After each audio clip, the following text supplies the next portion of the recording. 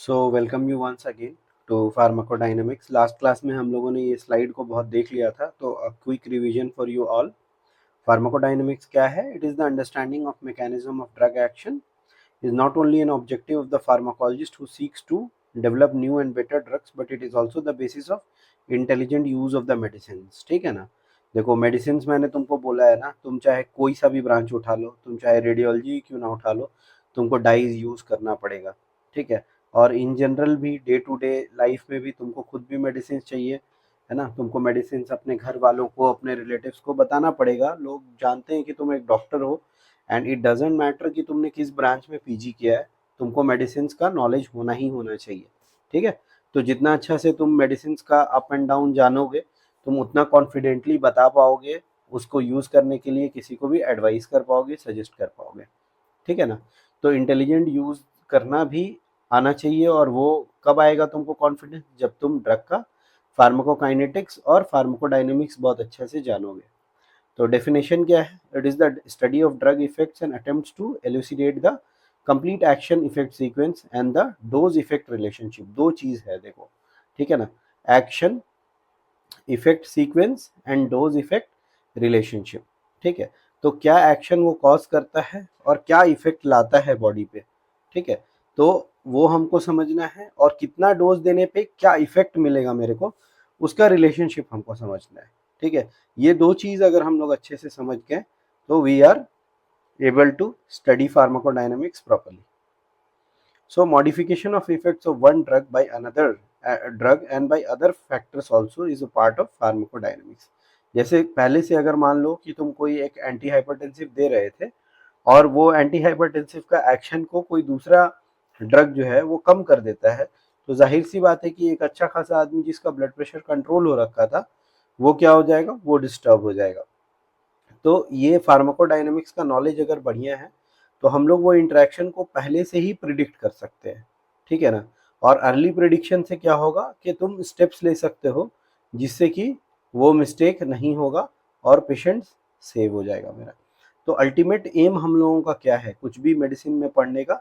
Our ultimate aim is to save lives. ठीक है ना? अनटिल एंड अनलेस ये अचीव नहीं हो रहा है, कुछ भी पढ़ना यूजलेस है। So what does the drug does to our body? ठीक है? तो कुछ कुछ क्वालिटेटिव एस्पेक्ट्स है उसका, और कुछ क्वांटिटेटिव एस्पेक्ट्स है। ठीक है? तो प्रिंसिपल ऑफ ड्रग एक्शन पिछला क्लास में ही हम लोग समझे थे कि it does not impart new functions to a system और ऑर्गन, है ना? कोई नया फंक्शन ऐड नहीं करता है, बट जो ऑलरेडी जो हो रहा है, जो नॉर्मल फिजियोलॉजिकल प्रोसेस है, जनरली उसका क्या करता है? ऑल्टर कर देता है पेस को, है ना? Until and unless we are talking about genetically modifying the pathophysiology, जो कि हम लोग जेनेटिकली मॉडिफाइड ड्रग्स में यूज़ करते हैं, जो हम लोग जेनेटिक ऑल्ट्रेशंस के लिए यूज़ करते हैं। अगर उसको हम लोग छोड़ दें, तो बाकी सारे ड्रग का मेन फंक्शन यही है, they alter the pace of the ongoing activity. अब वो अलग अलग तरह से हो सकता है, जैसे कि हम लोग आगे स्लाइड्स में देखेंगे, है ना? जैसे बेसिक ड्रग एक्शन क्या है? स्टिमुलेशन से हो सकता है, that is selective enhancement of the level of activity of specialized cell. जैसे किसी को तुमने एड्रेनलिन दिया, उसका हार्ट रेट बढ़ गया, उसका कॉन्ट्रैक्शंस बढ़ गया हार्ट का। Depression, that is selective diminution of the activity of specialized cell. जैसे बारबिट्यूरेट्स देने से सेंट्रल नर्वस सिस्टम का डिप्रेशन कॉज करा देता है। ठीक है? Certain drugs stimulate one type of cells but depresses the other kind of cell. जैसे एसिटाइल कोलिन इसका बहुत फेमस एग्जांपल है। ठीक है? Acetylcholine few nerve receptors के टर्मिनल पे कहीं कहीं पे एक्टिवेटर का काम करता है, और कहीं पे डिप्रेसर का काम करता है। इरिटेशन, ये भी एक मेथड है। Non selective often noxious effect and particularly applied to less specialized cell, जैसे कि एपिथेलियम एंड करेक्टिव टिश्यू। जैसे कि तुम्हारा बहुत बार पेन को कम करने के लिए हम लोग जो जो चिली का एक्सट्रैक्ट्स होता है, उसको हम लोग कैप्साइसिन जिसको बोलते हैं, उसको हम लोग यूज करते हैं, सो दैट ये इरिटेशन कॉज करा के दूसरे जगह का पेन जो है उसका परसेप्शन को हम लोग कम कर सके, नर्व्स जो है वो कंफ्यूज हो जाए उससे, और फिर जो है दूसरे जगह का पेन जो है वो पता ना चले। ये अक्सर लोकल एप्लीकेशन वाला कुछ कुछ ड्रग्स होता है। जैसे मान लो तुम्हारा डीएफओ जेल है, वॉलिनी स्प्रे है, उसमें इस चीज़ का इस्तेमाल किया जाता है। फिर रिप्लेसमेंट तो बहुत सिंपल है। जैसे मान लो किसी को थायराइड का प्रॉब्लम है, तुमने उसको थायरोक्सिन बाहर से सप्लीमेंट कर दिया, या पार्किंसंस में डोपामीन का लेवल बहुत डाउन हो जा रहा है तो लीवोडोपा बाहर से दे दिए। इंसुलिन दे सकते हैं हम लोग डायबिटीज मेलाइटस, ठीक है। साइटोटॉक्सिक एक्शन भी बहुत सिंपल है समझना। जैसे हम लोग मान लो कोई भी कीमोथेरेपी में यूज कर रहे हैं, या फिर मान लो कैंसर कीमोथेरेपी में भी यूज कर रहे हैं, ठीक है, तो वहां पे क्या हो रहा है कि ड्रग्स किसी ना किसी सेल को किल कर रहे हैं। मैकेनिज्म अगर तुम देखोगे तो फिजिकल एक्शन हो सकता है, that is physical property of the drug is responsible for its action. जैसे mass of the drug use होता है बल्क लैक्सेटिव्स में, है ना, बताए थे तुमको, प्लांटागो वाटा हम लोग यूज करते हैं, आजकल बहुत ज़्यादा फेमस हो रहा है ये सब एजेंट्स, है ना। चिया सीड्स और इसबगोल का हस्क यूज करने से क्या है, गट का बैक्टीरिया को एक बहुत अच्छा ग्राउंड मिलता है इस पे ग्रो करने के लिए, और कॉन्स्टिपेशन का इश्यूज नहीं रहता है पेशेंट को। एब्जॉर्प्टिव प्रॉपर्टी हम लोग यूज करते हैं चारकोल या काओलिन। जैसे मान लो कोई पेशेंट इमरजेंसी में कुछ खा के आ गया सब्सटेंस, और तुमको पता है कि वो चारकोल उसको एड्जॉर्ब कर देगा, ठीक है, तो ये एड्जॉर्प्शन क्या होगा, बेनिफिशियल होगा पेशेंट्स के लिए, है ना। उसी तरह से ऑस्मोटिक एक्टिविटी के लिए हम लोग मैग्नेटॉल यूज करते हैं, बहुत बार मैग्नीशियम सल्फेट यूज करते हैं। ये ड्रेसिंग से क्या होता है, मैग्नीशियम सल्फेट या इससे का ड्रेसिंग से मैक्स सल्फ का ड्रेसिंग यूज करते हैं, इस ड्रेसिंग से पेशेंट का जो इन्फ्लेमेशन रहता है वो कम हो जाता है। मैग्नेटॉल जो है बहुत बार इंट्राक्रेनियल हेमरेजेस का पेशेंट में यूज किया जाता है, so that we can decrease the cerebral oedema, ठीक है ना। सेरेब्रल ईडेमा को कम करने के लिए मैग्नेटॉल यूज करते हैं। तो कभी कभी वाइवा में तुमसे पूछेंगे टीचर्स कि मैग्नेटॉल क्या चीज में यूज होता है, ठीक है। आयोडीन 131 रेडियो एक्टिविटी इसका होता है, इसमें हम लोग स्कैनिंग के लिए इसको यूज कर लेते हैं, ठीक है ना। ये बहुत अच्छा कंट्रास्ट का काम करता है। उसी तरह से रेडियो ऑप्टिक कॉन्ट्रास्ट है बहुत सारे, सल्फेट यूरोग्राम हम लोग बेरियम सल्फेट को यूज कर सकते हैं। केमिकल एक्शन का अगर बात करें तो रिएक्शन कहाँ हो रहा है, एक्स्ट्रा सेलुलर एग्जाम्पल इसमें आता है ना, जैसे एंटासिड्स है तुम्हारा, तो एंटासिड्स क्या कर रहा है, दे न्यूट्रलाइज द स्टमक एसिड, है ना, हाइड्रोक्लोरिक एसिड के साथ मिल करके उसको न्यूट्रलाइज कर दे रहा है। कहीं कहीं पे एसिडिफाइंग या अल्कलाइजिंग एक्शन भी हम लोग देखते हैं, जैसे कि पीएच ऑफ यूरिन हम लोग मॉडिफाई करते हैं। जब भी कोई पेशेंट यूटीआई का आएगा या आएगी तो they will complain about burning micturition, है ना, ये एक मेजर कंप्लेन रहेगा कि जलन बहुत हो रहा है पेशाब में। तो जाहिर सी बात है कि अगर यूरिन को तुमने अल्कलाइन कर दिया तो that burning sensation would be decrease, ठीक है ना।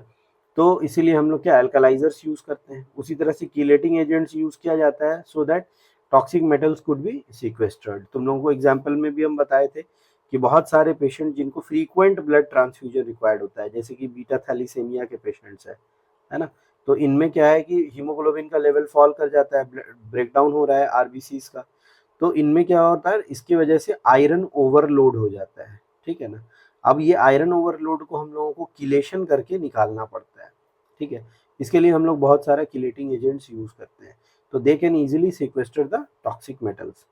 थ्रू एंजाइम्स भी ये एक्शन होता है, जैसे बायोलॉजिकल रिएक्शन जो कि इन्फ्लुएंस ऑफ एंजाइम्स में हो रहा है, उसका भी रेट को तुम चाहो तो ऑल्टर करा सकते हो। जैसे मान लो कि तुम्हारा कोई हाइपरटेंशन का पेशेंट है, ठीक है ना, अगर हाइपरटेंशन का पेशेंट है, इसको अगर तुम चाह रहे हो कि थोड़ा सा इसका ब्लड प्रेशर हम कम करें, तो हम लोगों को मालूम है कि एसीई इनहिबिटर्स ड्रग जो भी होते हैं, ठीक है, एंजियोटेंसिन कन्वर्टिंग एंजाइम, इसको अगर हम इनहिबिट कर दें तो एंजियोटेंसिन जो है कन्वर्ट नहीं हो पाएगा, ठीक है।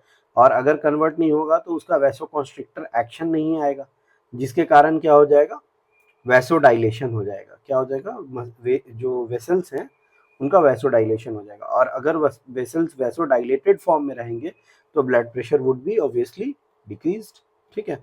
तो इस तरह से एक एक चीज का जानकारी से हम लोग एक चीज को क्रिएट कर सकते हैं। उसी तरह से ड्रग्स कैन आइदर इंक्रीज और decrease the rate of a reaction.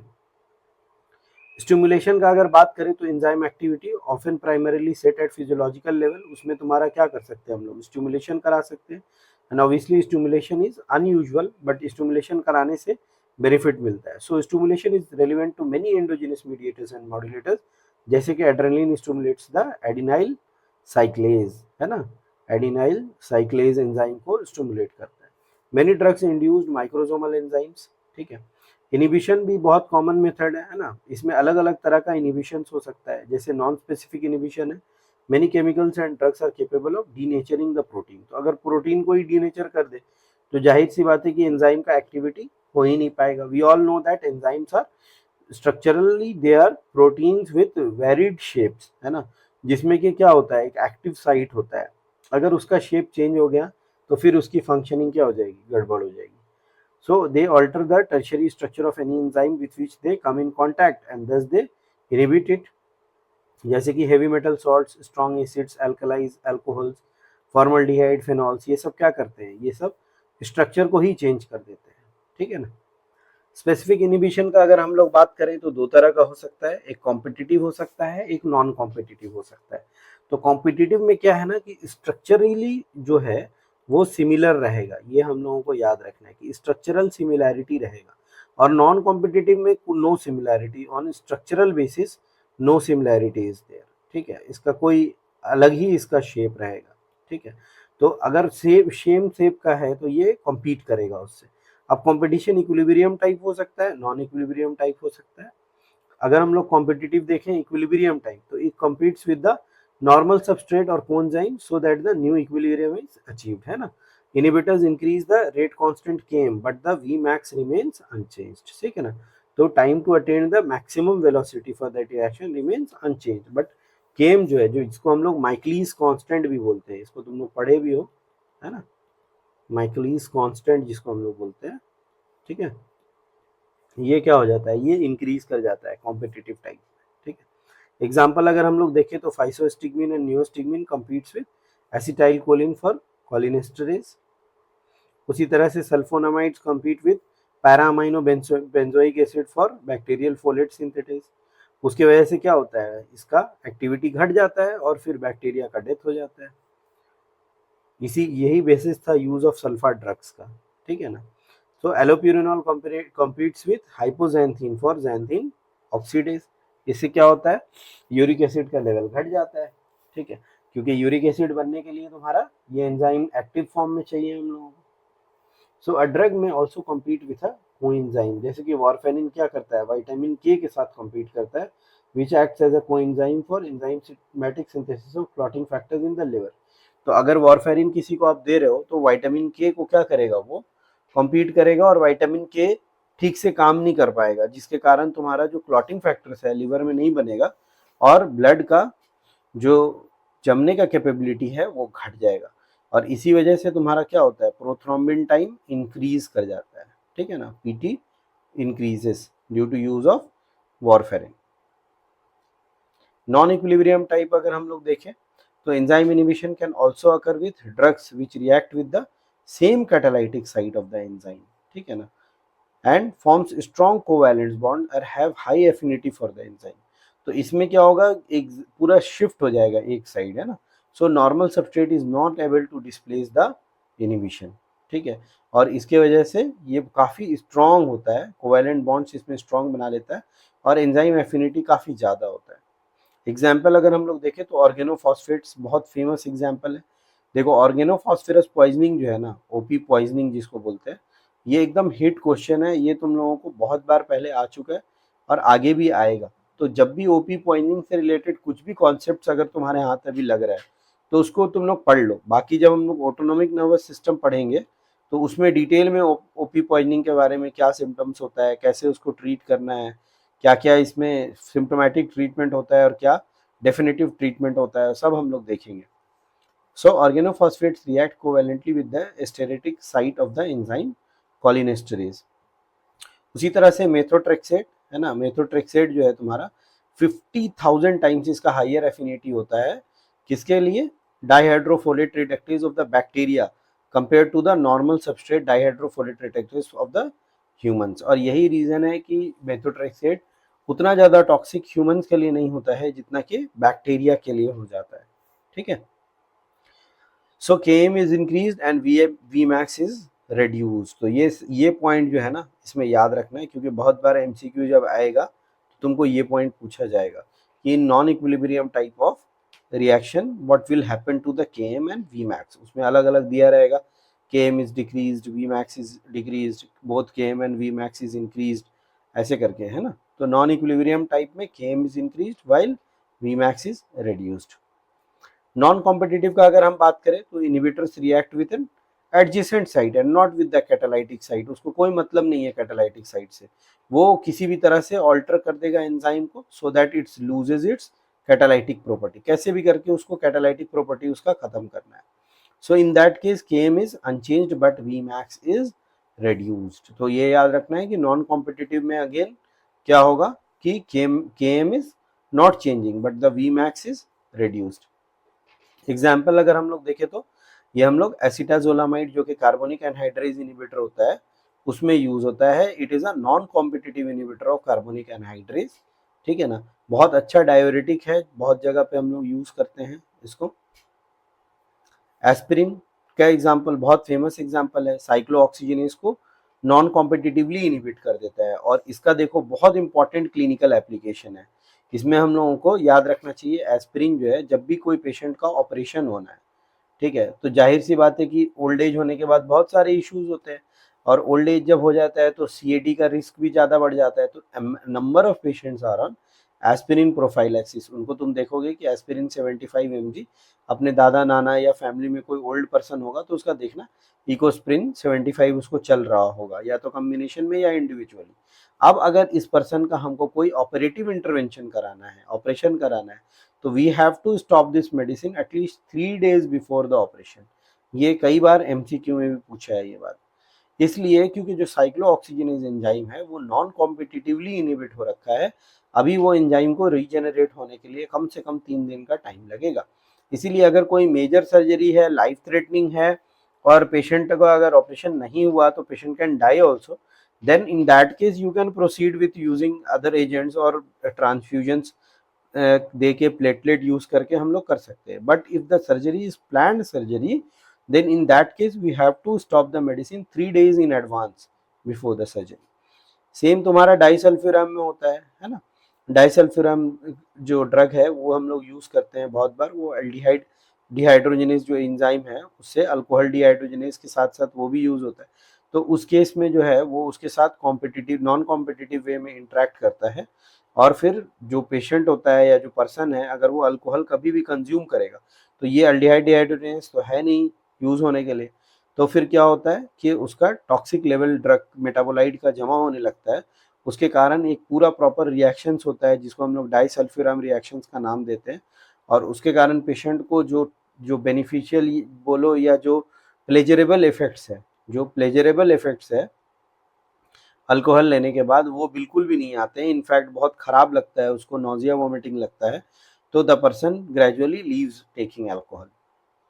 तो अब इस ग्राफ में, एक सिंगल ग्राफ में हम लोग बहुत अच्छे से देख सकते हैं कि reaction velocity is plotted on Y axis and the substrate concentration is plotted on the X axis.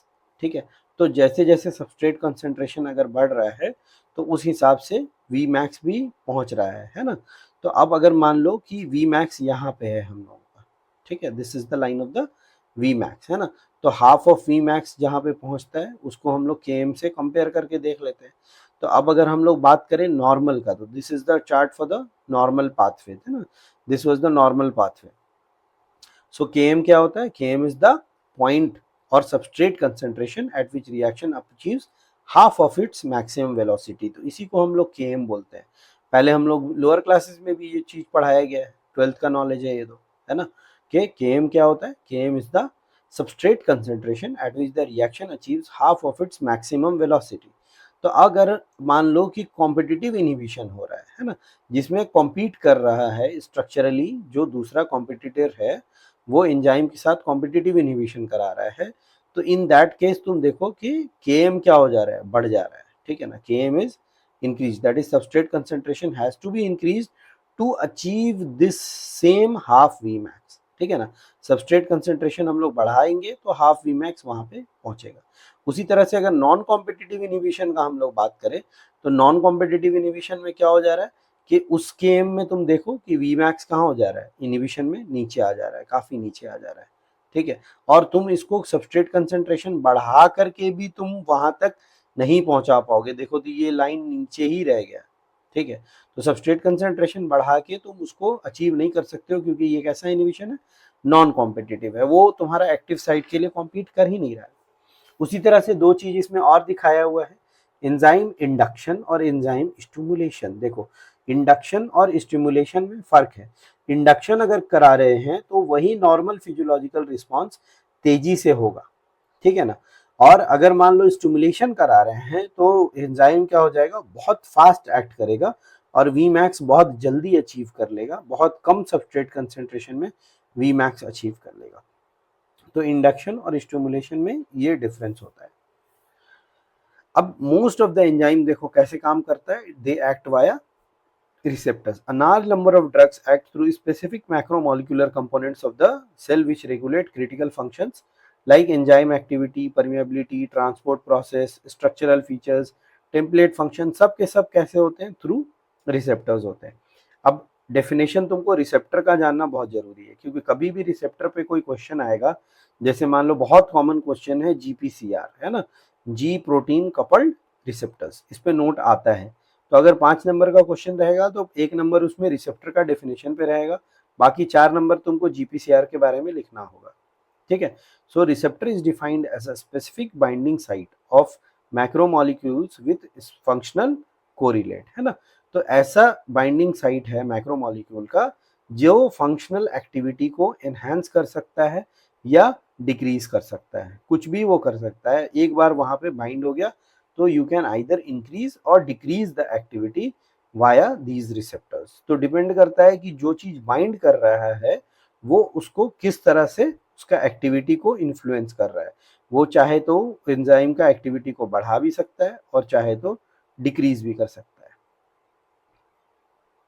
So water agonist, है ना, एगोनिस्ट कौन होते हैं, जैसे activates a receptor to produce an effect similar to that of the physiological signal molecule, है ना, जैसे adrenaline या एसिटाइलकोलिन अगर आप दे रहे हैं तो फंक्शनल एक्टिविटी क्या होगा, सेम रहेगा, जो पहले था वही रहेगा, थोड़ा सा बढ़ करके सामने आएगा।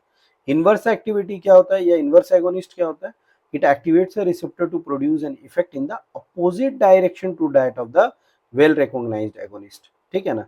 तो ऐसे मॉलिक्यूल्स को हम लोग क्या बोलते हैं, इनवर्स एगोनिस्ट बोलते हैं। जैसे मान लो कि कोई बीटा रिसेप्टर का इनवर्स एगोनिस्ट है, तो एगोनिस्ट अगर उसके साथ अटैच करेगा बीटा रिसेप्टर्स के साथ, ठीक है ना, तो बीटा रिसेप्टर का स्टिमुलेशन अगर होगा तो हार्ट रेट इंक्रीज करता है। ठीक है। तो एगोनिस्ट अगर इसके साथ आएगा तो क्या करेगा, हार्ट रेट को बढ़ाएगा। वहीं अगर तुम्हारा इसका इनिबिटर्स आएगा तो वो हार्ट रेट को क्या कर देगा, डिक्रीज कर देगा, जिसको कि हम लोग बीटा ब्लॉकर्स बोलते हैं। ठीक है। So benzodiazepines are a famous agonist, beta carbolines are inverse agonist. ठीक है। तो एंटागोनिस्ट क्या होता है, prevents the action of an agonist on the receptor और subsequent responses but does not have any effect on its own, जो हम अभी लास्ट एग्जांपल में तुमको बता रहे थे कि जैसे propranolol, propranolol is a very famous beta blocker, है ना। तो it prevents the action of an agonist on the receptor. ठीक है। तो रिसेप्टर पे आने ही नहीं देगा उसको, उसका इफेक्ट आने ही नहीं देगा, but dose does not have any effect of in own, अपना कोई इसका असर नहीं है, बट वो जब आ जाएगा तो फिर उसका इफेक्ट को आने नहीं देगा। ठीक है। सेम एट्रोपिन भी करता है। पार्शियल एगोनिस्ट क्या होता है, जो वहां पे आके अगर बाइंड कर गया ना तो जो प्रॉपर एगोनिस्ट है उसका फंक्शन को वो हैम्पर भी करेगा। ठीक है ना। तो activates the receptor to produce sub maximal effect. ठीक है।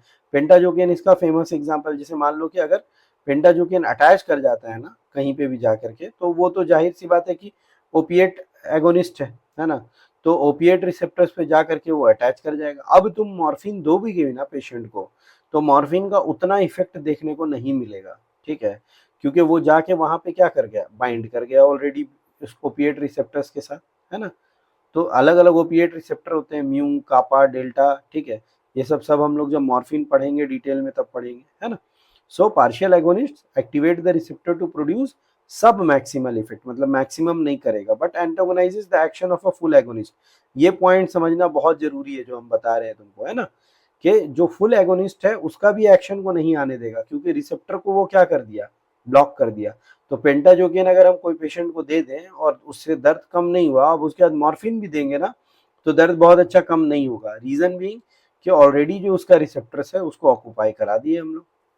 उसी तरह से होता है लाइगेंड, है ना। लाइगेंड क्या है, molecule which attaches selectively to particular receptors और site and the term only indicates affinity without regard to the functional change. ठीक है ना। तो agonist and competitive antagonist are both ligands of the same receptor. Ligand binding के लिए use होता है। ठीक है।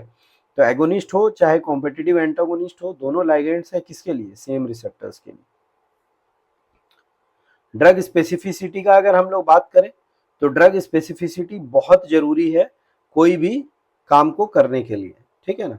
तो ड्रग स्पेसिफिसिटी क्या होता है, drug to be useful as either a therapeutic और scientific tool most act selectively on a particular cell, must act होगा, ये मोस्ट नहीं होगा, must act selectively on a particular cell and tissues. तो उसी को हम लोग क्या बोलते हैं, स्पेसिफिसिटी। कोई ड्रग अगर हम लोग दे रहे हैं तो वो एक पर्टिकुलर जगह पे जा करके उसका इफेक्ट आना चाहिए, ऐसा ना हो कि वो पूरा बॉडी पे या कहीं पे भी और भी जगह पे इफेक्ट दिखाना शुरू कर दे। तो इसी को हम लोग क्या बोलते हैं, स्पेसिफिसिटी, ठीक है। So they must act selectively on a particular group of cells and tissues, must show high degree of binding site specificity, जहां पे भी उसको बाइंड करना है वहां पे उसका हाई डिग्री ऑफ स्पेसिफिसिटी होना चाहिए, वहीं पर जाकर के बाइंड करें। So specificity is reciprocal, that is individual classes of drug bind only to certain targets and individual agents recognize only certain classes of drugs, ठीक है। तो इसके वजह से क्या होता है, इसमें एक स्पेसिफिसिटी क्रिएट होता है और ये रेसिप्रोकल है, इधर से भी है और उधर से भी है, ठीक है। तो वो क्लास ऑफ ड्रग्स उसी पर्टिकुलर रिसेप्टर को जाकर के बाइंड करते हैं और टारगेट करते हैं। No drugs are completely specific in their action, ये पॉइंट तुम लोगों को समझना बहुत जरूरी है कि कोई भी ड्रग पूरा तरह से स्पेसिफिक नहीं हो सकता है।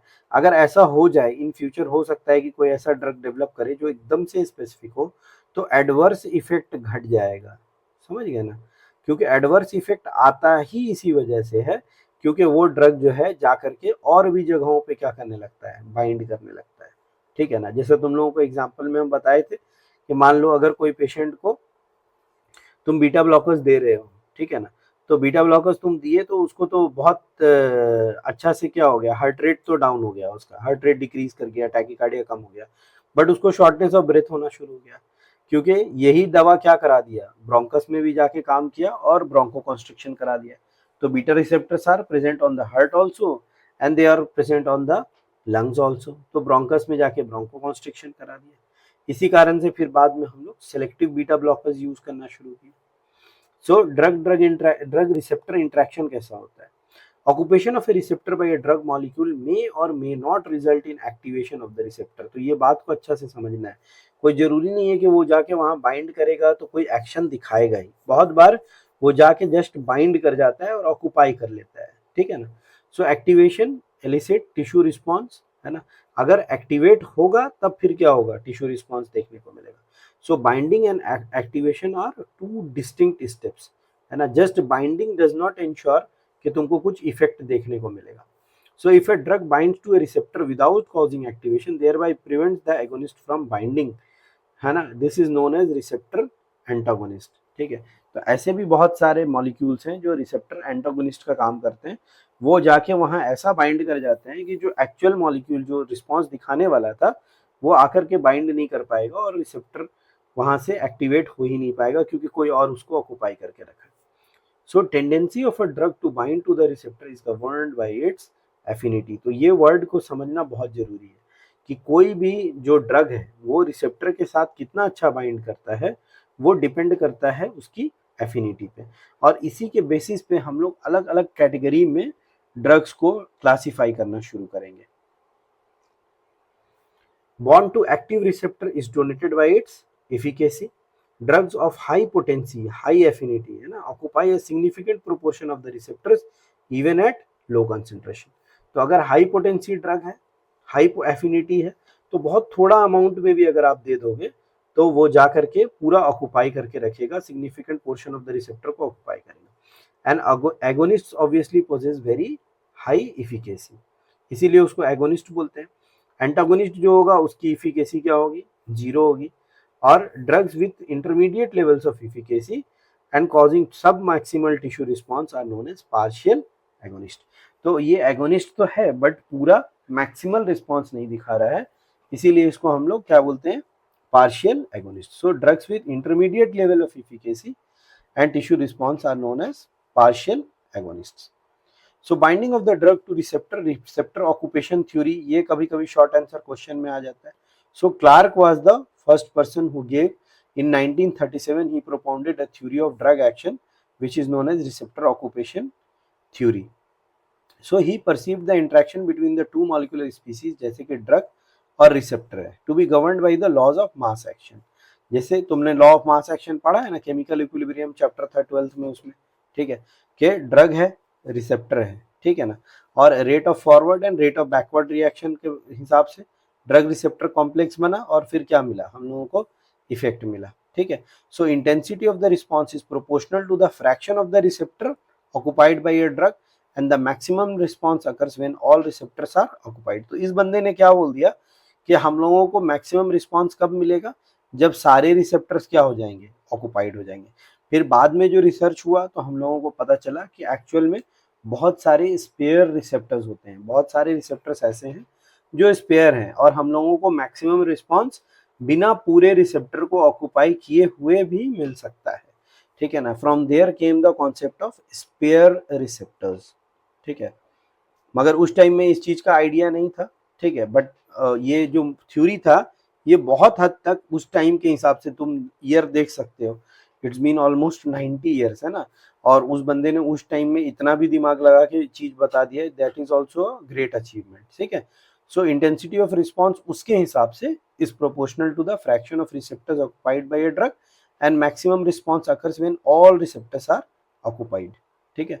So drug exerts an all or none action on each receptor, that is either the receptor is fully activated or not at all, and drug receptor stand in a rigid lock and key relationship.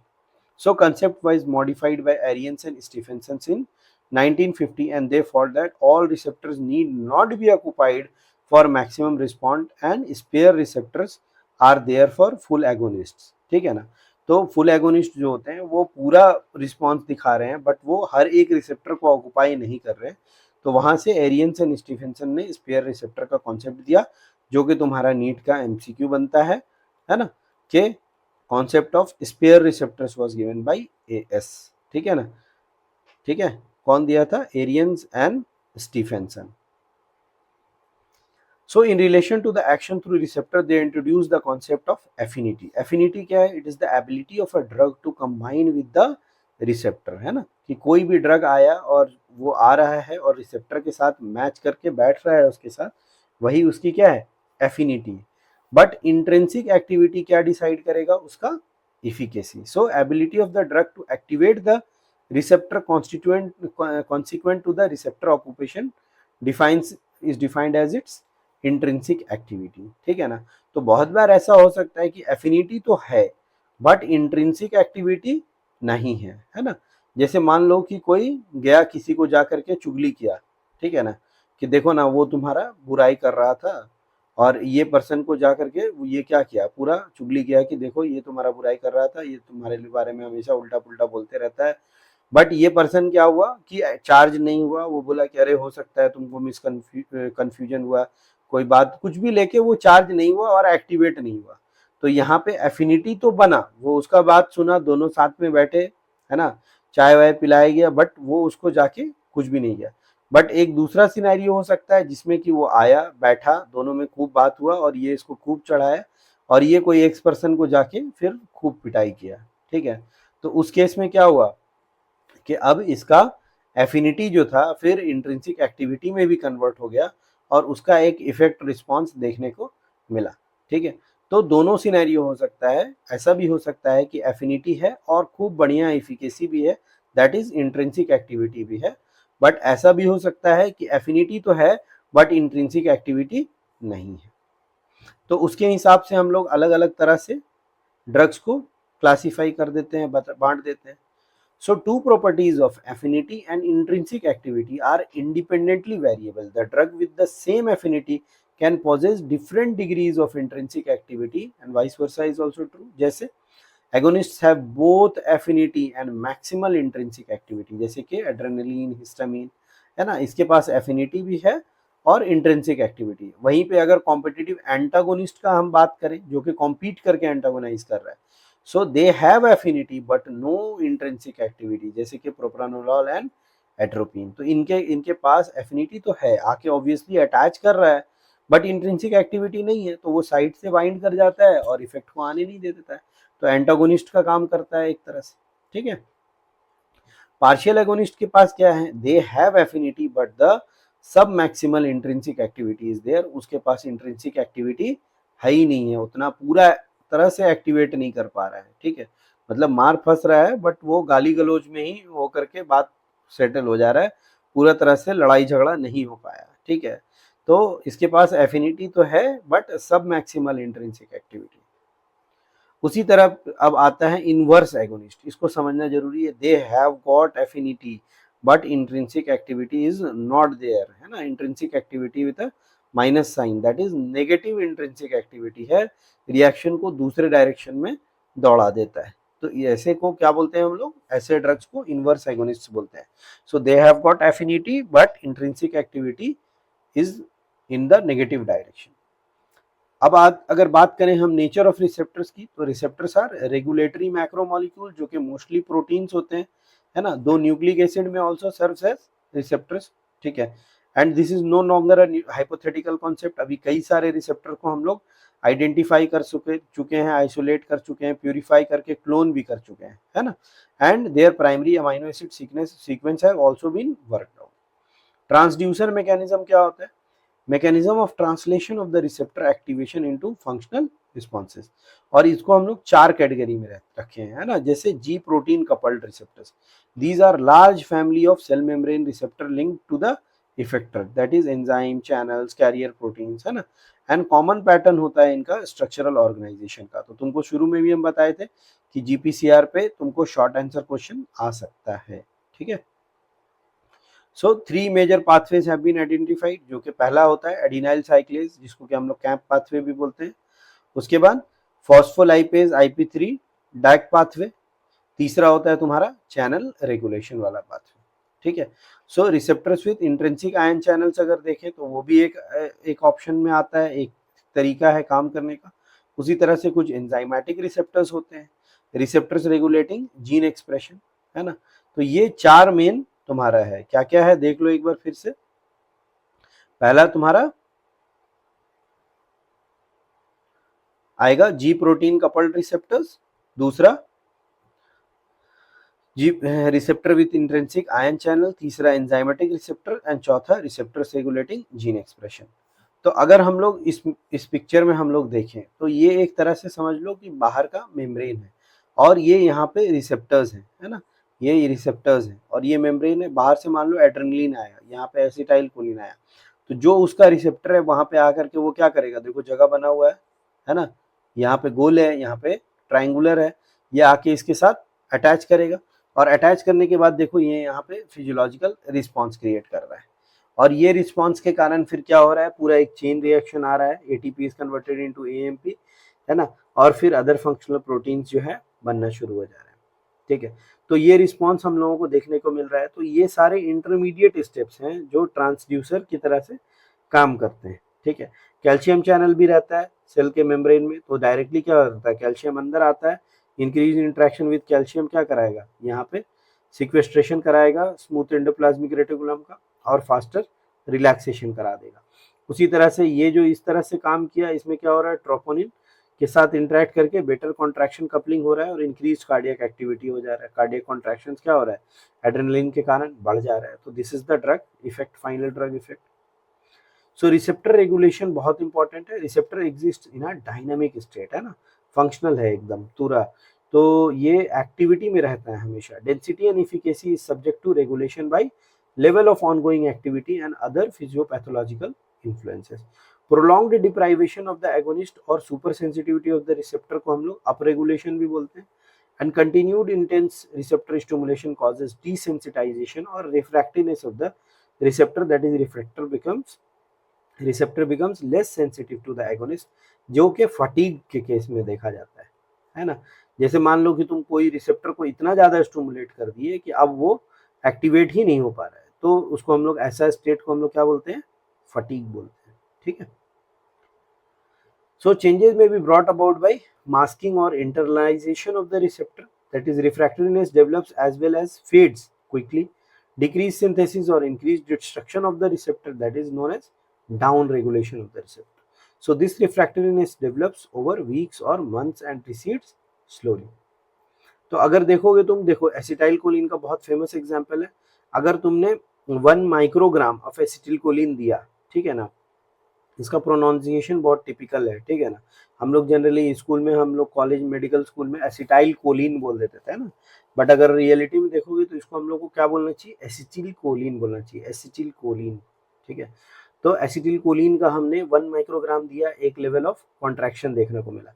But जैसे ही हमने 100 times किया इसको, तो देखो contraction का क्या हुआ, बहुत ऊपर तक गया, ठीक है। बट अब उसके बाद जब हम वही डोज दे रहे हैं, ध्यान से देखो, ये और ये डोज सेम है ना, तो जो लेवल मिल रहा है मेरे को, देखो कितना ज्यादा डिफरेंस इसमें देखने को मिल गया, ठीक है। तो अब क्या हुआ यहाँ पे, ये रिसेप्टर जो है ये थक गया, समझ गए ना। तो ये रिस्पॉन्स उतना नहीं दे पाया, सब मैक्सिमल रिस्पॉन्स दे रहा है। फिर ये दिखा रहा है कि एक टाइम गैप दे दिया गया, ठीक है ना, क्या दे दिया गया, टाइम गैप दे दिया गया। उसके बाद फिर तुम देखो कि 1 माइक्रोग्राम ही हम दिए हैं, तो हमको सेम रिस्पॉन्स देखने को मिल गया, ठीक है। तो ये दिखाता है कि अगर तुम रिसेप्टर को बहुत ज़्यादा स्टिमुलेट कर दोगे, तो नेक्स्ट टाइम में फिर वही डोज देने के बाद वो रिस्पॉन्स तुमको देखने को नहीं मिलेगा। ये एग्जांपल हम लोग किस में देखते हैं, एम्प्लॉयमेंट के केस में देखते हैं ना। जैसे मान लो एक टाइम पे क्या हो रहा था, कंप्यूटर इंजीनियर्स का बहुत डिमांड था, ठीक है। उन लोगों को एक कंपनी आया और बोला कि हम तुम लोगों को लाख रुपए देंगे महीना, ठीक है। फिर क्या हुआ, डॉट कॉम बबल बस्ट किया। फिर अब हुआ कि उसको पता चला वही काम के लिए कोई 20,000 30,000 रुपया देने के लिए तैयार नहीं। तो बेचारा का क्या होगा, मोराइल, जाहिर सी बात है कि उसका मोराइल पूरा गिर जाएगा, है ना, कि पहले यही काम के लिए हमको लाख रुपया मिल रहा था, अब कोई 50,000 देने को भी तैयार नहीं है, ठीक है। बट टाइम लैग आएगा तो फिर आहिस्ता आहिस्ता क्या होगा, उसको वही पैसा फिर ठीक लगने लगेगा, ठीक है। तो ये चीज बहुत लोगों के साथ होता है। So what are the functions of receptor? They propagate regulatory signals from outside to within the effector cell। जैसे हमने देखा था ना, मेम्ब्रेन के ऊपर से क्या कर रहा है, वो अंदर ट्रांसमिट कर रहा है, इंफॉर्मेशन को कम्युनिकेट कर रहा है। So their main function is to propagate the regulatory signals from the outside to within the effector cells to amplify the signal। ये भी इनका एक काम है, ठीक है। और जब शॉर्ट आंसर क्वेश्चन तुमको आएगा ना रिसेप्टर पे, तो उसका फंक्शन जरूर से लिखना है, ठीक है ना। रिसेप्टर का फंक्शन इज वेरी इंपॉर्टेंट। तो they can also cause amplification of the signal to integrate various cellular and extra cellular and intracellular regulatory signals, ठीक है ना। तो जो बाहर से जो सिग्नल्स आ रहे हैं उनको रेगुलेट करना भी क्या है, रिसेप्टर का काम है। तो जो इंट्रासेलुलर रिसेप्टर्स होते हैं वो इंट्रासेलुलर सिग्नल्स को डिटेक्ट करते हैं और उस हिसाब से काम करते हैं। तो रिसेप्टर सेल के सरफेस पे भी हो सकता है, जो एक्स्ट्रा सेलुलर जो इंफॉर्मेशन आ रहा है उसको डील करे, और रिसेप्टर सेल के अंदर भी हो सकता है। जैसे मान लो कि न्यूक्लियर रिसेप्टर्स है, तो न्यूक्लियर रिसेप्टर तो जाहिर सी बात है कि इंट्रासेलुलर होगा ना, क्योंकि ये न्यूक्लियस के सरफेस पे रहेगा। जैसे कुछ कुछ जो हम लोगों के हार्मोन्स है, जैसे मान लो कि थायरोक्सिन है, ठीक है ना, तो thyroxine acts on the nuclear receptors, ठीक है, to adapt to short term and long term changes in the regulatory milieu and maintain the homeostasis. ये रेगुलेट करता है इंटरनल एनवायरनमेंट को, ठीक है ना। मिलियू का मतलब क्या होता है, एनवायरनमेंट। ये फिजियोलॉजी में भी तुम पढ़े होगे, यूरिया बढ़ गया तो यूरेमिक मिलियू क्रिएट हो जाता है ना, ठीक है। और मेंटेन करना होम्योस्टैसिस को, तो homeostasis is the ultimate goal of all living creatures, ठीक है। सो क्वांटिटेटिव एस्पेक्ट अगर हम लोग देखें तो right amount of action is required, है ना, जो ज्यादा भी नहीं होना चाहिए और कम भी नहीं होना चाहिए। तो इसका हम लोगों का दो कंपोनेंट देखने को मिलता है डोज रिस्पॉन्स कर्व का, है ना। Dose plasma concentration and plasma concentration relationship effect, ठीक है। तो जो डोज तुम दिए उससे क्या प्लाज्मा कंसेंट्रेशन अचीव हुआ, that is the pharmacokinetic part, है ना, कि तुम लिए उसके बाद वो एब्जॉर्ब हुआ, एब्जॉर्ब होकर उसका प्लाज्मा कंसेंट्रेशन प्रोड्यूस होगा आफ्टर डिस्ट्रीब्यूशन एंड ऑल, ठीक है। और फिर वो प्लाज्मा कंसेंट्रेशन से जो इफेक्ट आएगा उसी का रिलेशनशिप को स्टडी करना। तो this is the quantitative aspect of pharmacodynamics, ठीक है। तो intensity of the response increases with the increase in the dose, इसको हम लोग क्या बोलते हैं, DRC, that is dose response curve. आगे हम लोग कर्व को डिस्कस भी करेंगे, and it is a hyperbola, है ना। If dose is plotted on a logarithmic scale, है ना, कर्व बिकम्स सिग्मॉइड। तो इसीलिए याद रखना है कि जो सिंपल कर्व होता है, जो तुम्हारा बिना लॉग के होता है, उसमें जो शेप है वो हाइपरबोला है, ठीक है। तो यहाँ पे MCQ में अक्सर गलती हो जाता है कि जब इंटेंसिटी रिस्पॉन्स कर्व है तुमसे पूछेगा कि कैसा शेप होता है, तो हम लोग रटे हुए रहते हैं सिग्मॉइड सिग्मॉइड सिग्मॉइड, ठीक है, तो सिग्मॉइड मार के आ जाते हैं। बट याद रखना है कि जब तुम डोज को लॉग के फॉर्म में रिप्रेजेंट करोगे ना, तब जो है वो कर्व कैसा बनता है, sigmoid. If the dose is plotted on a logarithmic scale, the curve become sigmoid. So log dose response is proportional to an exponential function of the dose, and a wide range of drug doses can be easily displayed on a graph. Comparison between agonist and study of antagonist become easier by using this, ठीक है। तो जब तुम normal देखो, normal dose और response का graph देखोगे तो ये क्या दिख रहा है तुम्हारा, this is which type of graph, it is a kind of hyperbola. और यही चीज जब तुम्हारा लॉग डोज में हम लोग रिप्रेजेंट कर रहे हैं तो इट बिकम्स एस शेप्ड और सिग्मॉइड शेप्ड, ठीक है। तो डोज रिस्पॉन्स कर्व लॉग में सिग्मॉइड होता है और इसमें हाइपरबोला होता है, ठीक है।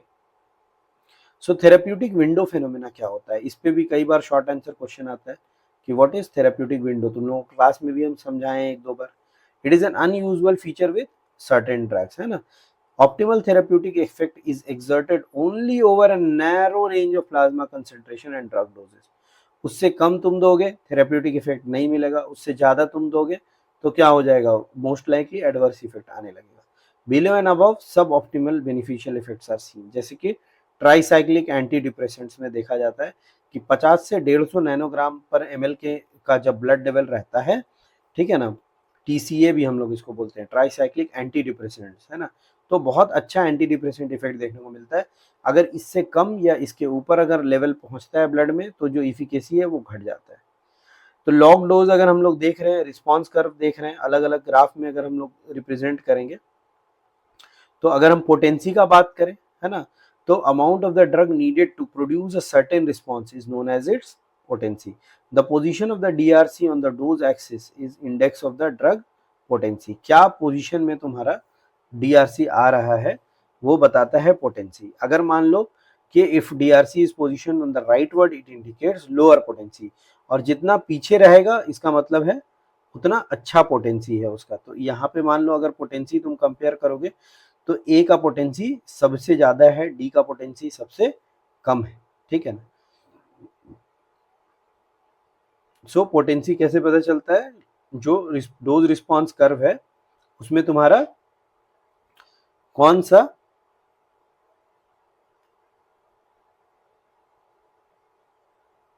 डोज रिस्पॉन्स कर्व में कौन सा लेवल में है उससे हम लोगों को पोटेंसी पता चलता है। The more it is on the right side the more it has got lower potency. क्योंकि ग्राफ में हम लोग समझ सकते हैं, क्योंकि ये अगर इस तरफ है तो ज्यादा डोज देने पे वो इफेक्ट देखने को मिला है, बिकॉज एक्स एक्सिस में क्या है, मेरे डोज है, और वाई एक्सिस में क्या है, रिस्पॉन्स है। So relative potency is often more meaningful than absolute potency. जैसे तुम्हारा 10 मिलीग्राम ऑफ मॉर्फिन अगर हम बोलेंगे तो it is equal to 100 milligram of pethidine. इसका मतलब क्या बोल रहे हैं हम, 10 morphine is 10 times more potent than pethidine, ठीक है। इफिकेसी का अगर हम लोग बात करें, upper limit of the dose response curve is the index of the drug efficacy, ठीक है ना। तो जो उसका मैक्सिमम ऊपर का limit X axis Y axis में देखने को मिल रहा है वो उसका क्या होता है, efficacy. It refers to the maximum response that can be elicited by the drug, ठीक है। तो सेम ग्रुप का ड्रग का अलग अलग इफिकेसी भी हो सकता है। जैसे कि morphine produces a degree of analgesia which cannot be obtained by the dose of aspirin, so morphine is more efficacious than aspirin। Aspirin का तुम कितना भी डोज दे दो तो वो उस लेवल में कभी भी तुमको पेन कम नहीं कर पाएगा जिस लेवल में क्या करता है, मॉर्फिन कम करता है, ठीक है। तो जब हम इसको कंपेयर करेंगे तो पता चला कि एस्पिरिन का कहीं यहाँ ग्राफ बन रहा है तो मॉर्फिन का कहीं यहाँ जाके ग्राफ बन रहा है, समझे ना। So efficacy is more decisive factor in the choice of drug. Often the term drug potency and drug efficacy are used interchangeably, but they are not synonymous and two can vary independently. तो potency और efficacy अभी तुम लोग समझ गए बढ़िया से ना कि efficacy और potency में फर्क है। efficacy क्या होगा, डोज रिस्पॉन्स कर्व में कितना हाइट लेवल अचीव कर रहा है वो क्या है तुम्हारा efficacy, है ना। The upper limit of the DRC in the index of drug efficacy। और वही पोटेंसी अगर बात करें तो amount of the drug needed to produce that certain response is known as potency, है ना। The amount of drug needed to produce that response is the potency. तो अगर राइट वर्ड शिफ्ट जाएगा तो इसका मतलब लोअर पोटेंसी है, left मतलब बढ़िया पोटेंसी है। उसी तरह से efficacy, the upper limit of DRC is the index of drug efficacy. ठीक है, देखो तो यहाँ अगर हम ड्रग का लॉग कंसेंट्रेशन रिस्पॉन्स देखते हैं तो इसमें क्या देखने को मिल रहा है, ऊपर ऊपर जो ड्रग्स तुमको देखने को मिल रहा है उनका क्या है, बहुत अच्छा इफिकेसी है। ठीक है, एग्जाम्पल जैसे aspirin is less potent as well as less efficacious analgesic than morphine. Pethidine is less potent but efficacy का अगर हम बात करें तो equally efficacious analgesic as morphine. मतलब हाई डोज में अगर तुम पेथिडीन दोगे तो तुमको क्या होगा कि वो इफिकेसी अचीव हो सकता है, बट अगर डोज टू डोज कंपेयर करेंगे तो 10 टाइम्स ज्यादा पोटेंट है तुम्हारा मॉर्फिन कंपेयर टू पेथिडीन। फुरुसेमाइड क्या है हम लोगों का, एक अच्छा डायूरेटिक है। क्या है, डायूरेटिक, जो कि यूरिन आउटपुट को बढ़ाता है। It is less potent but more efficacious diuretic than metolazone, है ना। पोटेंसी इसका कम है बट अगर इफिकेसी का बात करोगे तो मेटाजोलन से ज्यादा बढ़िया इफिकेसी है। तो सिग्निफिकेंस क्या है डोज रिस्पॉन्स कर्व का, स्टीप स्लोप, है ना। स्टीप स्लोप क्या होता है, जैसे मान लो ऐसा ऐसा स्लोप है जिसका कि तुम्हारा स्लोप तो तुम लोग जानते हैं ना, tan theta represent the slope on the graph. ठीक है ना, मतलब हाइट बाई बेस, है ना, परपेंडिकुलर बाई बेस भी बोलते हैं उसको। ठीक है, तो moderate increase in the dose will cause markedly increase in the response and the needs dose individualisation. थोड़ा सा तुम डोज बढ़ाए और रिस्पॉन्स क्या हो गया, बहुत ज्यादा ऊपर देखने को मिला, इसी को स्टीप स्लोप बोलते हैं। फ्लैट स्लोप क्या है, little increase in the response over a wide range which causes the standard dose in most patients. ठीक है, तो हाइड्रोक्लोरथाइजाइड का तुम देखो फ्लैट डोजिंग है बहुत, वही अगर हाइड्रालेजिन का हम लोग बात करें तो क्या है, बहुत फास्ट है ना। तो अगर लॉग डोज का बात करें तो तुम मान लो बीपी को एज अ पैरामीटर हम लोग बना लिए कि ब्लड प्रेशर कितना कम कर सकता है, तो हाइड्रोक्लोरथाइजाइड करेगा बट बहुत ग्रेजुअली स्लोली करेगा। और वहीं हाइड्रोलेजिन क्या है, एकदम तुम्हारा वेसल को डायलेट करेगा और ब्लड प्रेशर को फटाफट फॉल करा सकता है। थेराप्यूटिक इंडेक्स क्या होता है, therapeutic index it is the gap between the therapeutic effect that is dose response curve and the adverse effect that is जो कर्व आ रहा है, dose response curve defines the safety margin और the therapeutic index of the drug. जैसे हम लोग बताए थे तुमको पिछला क्लास में भी कि ये तुम्हारा क्या हो गया, अगर मान लो कि इफिकेसी वाला है ग्राफ तो ये क्या हो जाएगा, टॉक्सिसिटी वाला ग्राफ, और इन दोनों के जो बीच का जो स्पेस रहेगा यही तुम्हारा थेराप्यूटिक इंडेक्स या थेराप्यूटिक विंडो है, इसी में तुम काम कर सकते हो।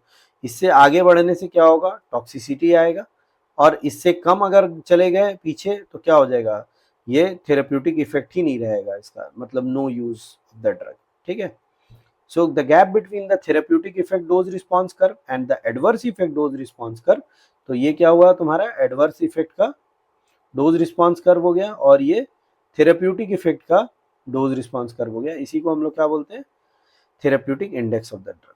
सो टीआई क्या होता है, therapeutic index is the median lethal dose by median effective dose भी हम लोग बोलते हैं ना। LD50 बाई ED50 बहुत फेमस तुम्हारा ये एमसीक्यू है, कई बार तुम लोगों को पूछा गया, अगर हम तुम लोगों का एमसीक्यू सेट करेंगे तो ये क्वेश्चन जरूर आएगा। ठीक है, what is therapeutic index, it is LD50 by ED50. So therapeutic index is the ratio of the dose that produces toxic effect to the dose that produces the clinically desired effect or effective response in a population of the individual. देख लो graph में है ना, log dose दिखाया हुआ है, therapeutic range है ये तुम्हारा, तो ये तुम्हारा हो जा रहा है थेराप्यूटिक इफेक्ट वाला ग्राफ, ये एडवर्स इफेक्ट वाला ग्राफ, और इसके जो बीच मैक्सिमम एक्सेप्टेबल एडवर्स इफेक्ट यहाँ तक है, तो इस बीच में जो रेंज आ रहा है इसी को हम लोग क्या बोलते हैं, थेराप्यूटिक विंडो या therapeutic index of the drug. Tolerance क्या होता है, डेफिनेशन टॉलरेंस का बहुत सिंपल है, tolerance is said to have developed when it becomes necessary to increase the dose of the drug to obtain an effect previously obtained on smaller doses. ये human nature में भी देखने को मिलता है। जैसे मान लो कि तुमको कोई पहले रिक्वेस्ट करता है कि यार थोड़ा सा पढ़ लो, तुम पढ़ लेते हो, ठीक है, फिर क्या होता है, कुछ दिन बाद तुमको डांटता है, फिर तुम पढ़ते हो, फिर तुमको मार पढ़ना पड़ता है, फिर तुम पढ़ते हो, ठीक है, और फिर तो क्या होता है, बहुत ज्यादा कुटाई होता है तभी तुम पढ़ते हो, ठीक है, और एक टाइम आता है कि फिर क्या होता है, तुम कुछ कर लो हम नहीं पढ़ेंगे, है ना। तो इसी को क्या बोलते हैं, tolerance. So tolerance is said to have developed when it becomes necessary to increase the dose of the drug to obtain an effect previously obtained on smaller doses, ठीक है। सो अक्वायर्ड टॉलरेंस कहाँ पे होता है, जैसे opiates due to reduced pharmacological efficacy of the receptor sites और down regulation of the receptor, तो may be due to increased metabolism of the drug as a result of the enzyme induction, बहुत ज़्यादा हो जाता है उसमें, तो उस केस में क्या होता है, एक्वायर्ड टॉलरेंस इसको हम लोग बोलते हैं। तो आहिस्ता आहिस्ता क्या होता है, हम लोगों को बीच बीच में एक ड्रग फ्री इंटरवल देना पड़ता है, ठीक है ना। क्या बोलते हैं इसको हम लोग, ड्रग फ्री इंटरवल। तो ड्रग फ्री इंटरवल देने से क्या होगा, टॉलरेंस होने का चांसेस घट जाएगा, है ना। Natural tolerance not induced by drug but it is due to inherent factors, ठीक है। तो ये पॉइंट्स तुम लोगों को पूरा अच्छा से कवर कर लेना है, टॉलरेंस पे भी शॉर्ट आंसर क्वेश्चन आ सकता है, ठीक है। और एमसीक्यूज तो इस पे हम लोग जब प्रिपरेशन करेंगे तो ऑब्वियसली तो एमसीक्यू का एक टेस्ट होगा इस पे। तो अभी फार्माकोडायनेमिक्स तुम्हारा खत्म हो गया। Thank you for your patient listening. लंबा टॉपिक है, ध्यान से अच्छा से बैठ करके इसको पढ़ना, ठीक है। और उसके बाद इसका टेस्ट का एक शेड्यूल हम डिसाइड करेंगे।